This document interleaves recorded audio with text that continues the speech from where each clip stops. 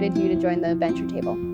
So my first interaction with the Law Society was as a student, and obviously the staff was great. And then a few years later, I was asked to join a special committee on health and wellness. And I really enjoyed dealing with the staff, the work, and dealing with the benchers. So the following year, there was a vacancy in my electoral district, and I decided to run for a bencher position. And I was successful, and this is the end of my first term, and I'll be running again in this upcoming election. So what motivated you to join the bencher table? Yeah, I was fortunate when I was an articling student that I was elected the student bencher, which gave me a lot of opportunity to speak to Law Society staff and other lawyers who are similarly engaged. And then after that experience, I was really eager to come back and be a bencher, so I eventually ran in an election when there's some vacancies available. So for me, it was actually on the subcommittee that I was on before I became a bencher as a non-bencher, and that was the health and wellness. If you look at the data for lawyers in terms of mental health, it's crisis level. There's a lot of depression, there's a lot of anxiety, there's a lot of substance abuse. And so the Law Society is really focusing on providing supports for lawyers, for staff of lawyers, for families of lawyers. And I think that's been a great thing that we're doing, and I've thoroughly enjoyed working on that subcommittee.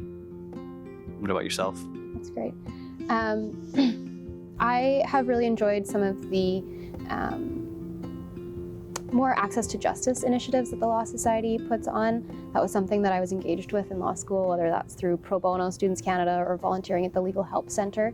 So I had the opportunity to be involved in the President's Special Committee on Regulating Legal Entities, which is quite a mouthful, but it was a project that created a sandbox model for non-lawyers to provide legal services and therefore increase access to justice in the province. And I think that was a very worthwhile initiative, and I was happy and very excited to be a part of it.